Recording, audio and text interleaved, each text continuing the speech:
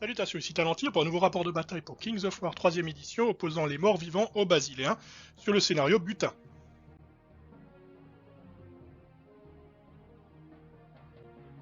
Les listes d'armées, à noter que je ne joue pas cette fois-ci, les morts vivants seront joués par Loris et les Basiléens par Nicolas.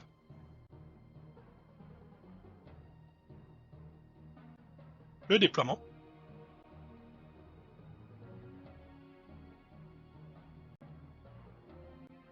Côté ouest basiléen, Nicolas a placé les panthères et les paladins de chaque côté de la ruine. Dans la ruine, il a mis le mage Céphalas, et un peu plus loin, les arbalétriers et la baliste lourde.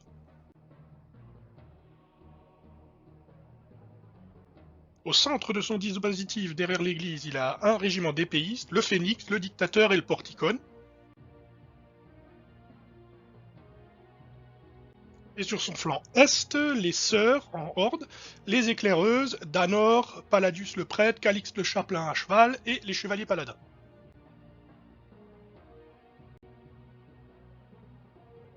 Du côté de Loris, sur son flanc ouest, le baron Holstein, vampire monté, les spectres et les trolls zombies.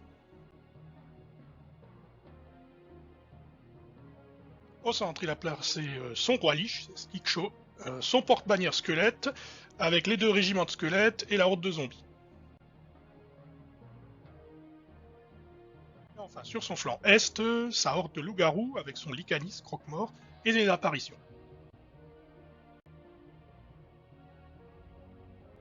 C'est Loris qui gagne le tir au dé et qui prend le premier tour, son baron vampire prend l'initiative d'avancer avec ses spectres et ses trolls zombies.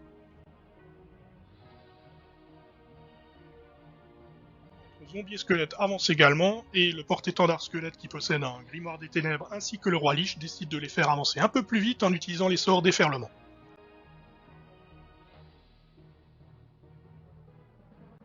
À l'est, il avance également ses apparitions et ses loups-garous. Ces loups-garous ayant un mouvement de 9, ils peuvent donc charger les paladins avant que ces derniers ne puissent les charger. Il se met donc pile poil à portée de charge pour lui.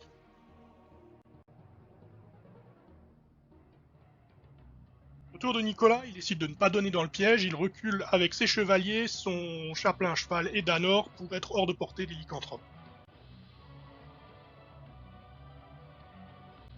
Par contre, à côté, la horde de sœurs avance résolument.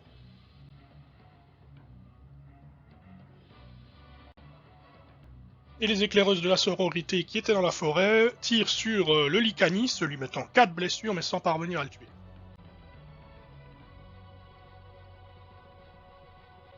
On passe de l'autre côté du champ de bataille où les tireurs arbalétriers et balistes lourdes tirent sur les spectres, leur causent quelques dégâts mais pas de quoi les empêcher dans leur avance. Du coup on repasse au tour des morts vivants qui se contentent de continuer d'avancer.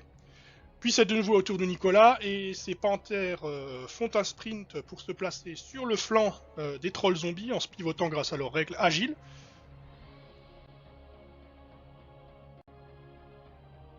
Tandis que les paladins font une charge sur les spectres qui venaient d'atterrir sur le butin mais ne parviennent pas à les détruire.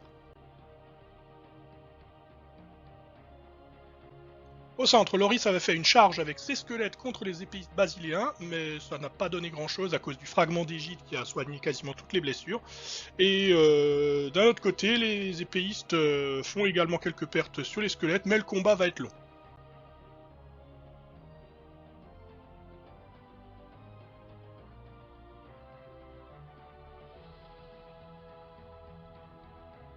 Durant son tour, Loris avait avancé ses zombies à portée de charge des sœurs, sans les craindre visiblement.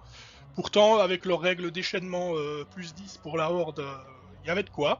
Les sœurs, évidemment, chargent dans le tas, après avoir également reçu une peau d'écorce lancée par Calixte, le chapelain monté. Et ils font un carnage, mais les zombies tiennent bon à la surprise générale, avec un double 1.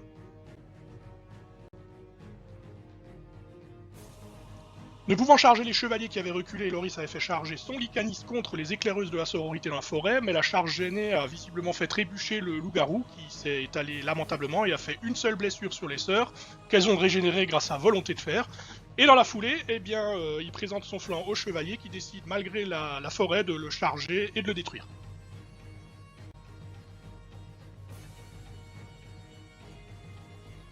Mais cette victoire a un prix, puisque ce faisant, il se retrouve à portée de charge des apparitions et des loups-garous qui évidemment font une charge combinée dessus et massacrent les pauvres chevaliers.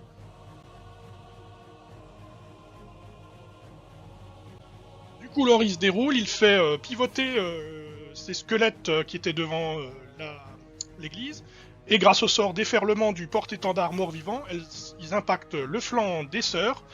La charge est assez efficace, mine de rien, malgré le mauvais toucher des zombies et le mauvais toucher des squelettes, et avec 12 blessures et un bon jet de morale, ils parviennent à ébranler les sœurs, ce qui arrange pas du tout les affaires de Nicolas.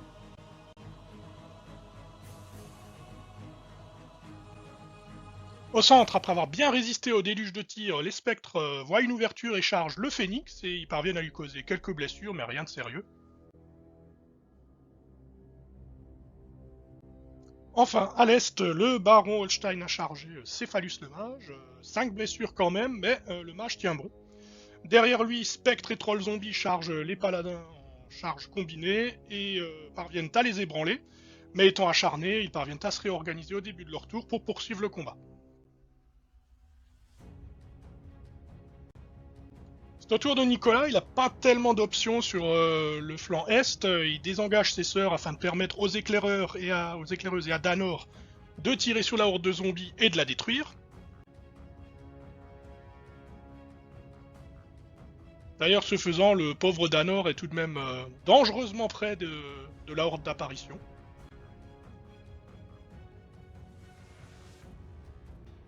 Dans le même temps, le reste des personnages font tout ce qu'ils peuvent pour mettre les sœurs dans les meilleures conditions possibles face aux charges qui vont leur tomber dessus. Calix, le chapelain monté, lance Pot d'écorce, ce qui leur donne 4 marqueurs boucliers. Et Paladus lance Prière du martyr, qui obtient quand même 5 blessures retirées du régiment et envoyées sur lui, ce qui est vraiment pas mal. Je pense qu'à ce niveau-là, Nicolas fait tout ce qu'il a pu.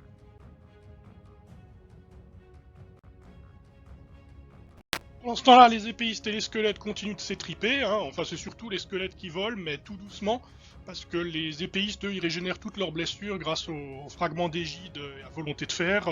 Fragment d'égide qui est d'ailleurs renouvelé en permanence par le porteur de bannière. Les spectres, eux, sont chargés par le dictateur basiléen et par les arbalétriers de flanc, mais ils tiennent bon malgré cette blessure. Les paladins ont chèrement vendu leur poids puisqu'ils ont contrechargé les trolls et avec l'aide des panthères qui sont tombés sur les arrières de ces trolls, ils ont réussi à les détruire, mais dans la foulée évidemment, lors de son tour, Loris fait charger son vampire et ses spectres sur les paladins déjà blessés et les détruisent. Toute la ligne basiléenne s'est tournée pour bombarder les spectres, mais dans leur hâte, les salves sont catastrophiques et les petits fantômes ne subissent que quelques dégâts.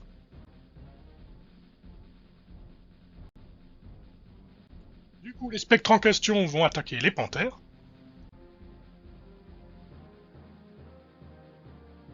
Et les autres spectres chargent le dictateur, mais il n'est pas du tout impressionné par leurs attaques.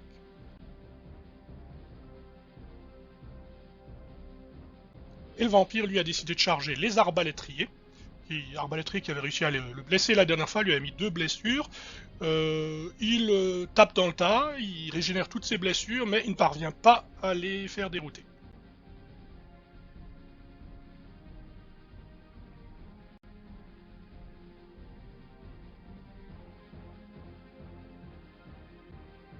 On repasse à l'est, malgré tous les efforts déployés, les sœurs sont massacrées sans pitié par la charge combinée et de flanc des squelettes et des apparitions.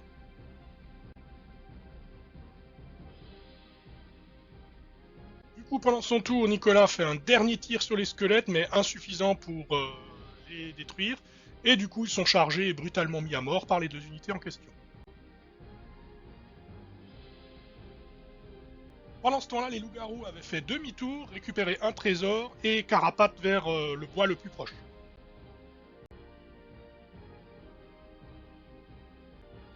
Au centre, les épéistes qui ont régénéré toutes leurs blessures se retrouvent à avoir quasiment détruit les squelettes, mais avec de mauvais jets de morale, Nicolas ne parvient pas à les dérouter. En revanche, les spectres parviennent à ébranler le phénix, ce qui leur fera gagner un tour de tir. Côté est est cependant foutu pour Nicolas, Loris peut avancer tranquille.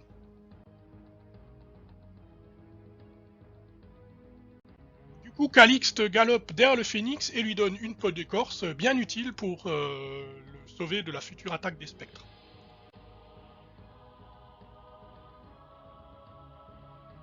Ayant visiblement envie de nettoyer en profondeur son côté est, Loris a fait tourner ses apparitions et avec le sort déferlement du roi Lich ont attaqué Danor qui se fait évidemment tailler en pièces, mais pour la petite histoire, vu que c'est un personnage spécial important, on va dire qu'il se téléporte avant de mourir.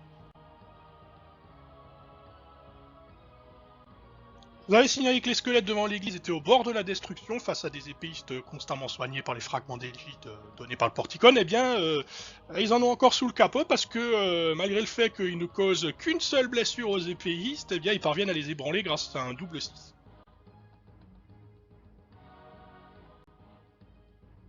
Mais bon, ça ne durera pas puisque le phénix, qui n'a subi aucune blessure grâce à la peau d'écorce lancée par le chapelain, eh bien, il peut tranquillement s'occuper des pauvres squelettes en les carbonisant à coups de boule de feu, ce qui leur fait lâcher leur butin que les épéistes iront ramasser gentiment.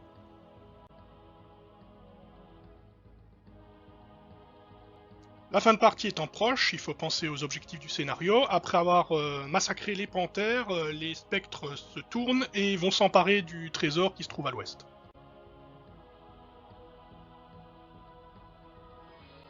Le baron Holstein, lui, dans un combat un peu embarrassant, ne parvient toujours pas à venir à bout des arbalétriers.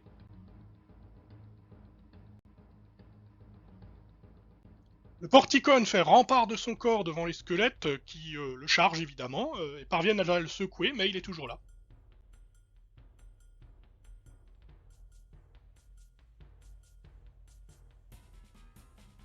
On est donc parti pour une victoire de Loris en ce tour 6, puisqu'il possède 2 butins sur 3, et finalement, Nicolas va réussir le hold-up avec son mage, ses arbalétriers et sa baliste lourde. Il envoie tout ce qu'il a sur les spectres, qui avaient déjà subi 5 points de vie, et ils finissent par donc être dissipés sous le feu de tous ces tirs, et par lâcher leur précieux butin, qui donc n'est à personne. La bataille est donc indécise, puisqu'ils ont un butin chacun, un qui est tenu par les loups-garous du côté de Loris, et un qui a été ramassé par les épéistes au centre du côté de Nicolas. En termes de jeu, c'est donc une égalité un partout. Félicitations donc aux 2 participants, la partie était vraiment intéressante à suivre, il y a eu beaucoup de rebondissements et finalement un hold-up qui, ma foi, ne gâche rien au plaisir du jeu, ma foi. J'espère que ce rapport de bataille vous a plu, je vous dis à la prochaine fois et d'ici là, que les dés vous sourient.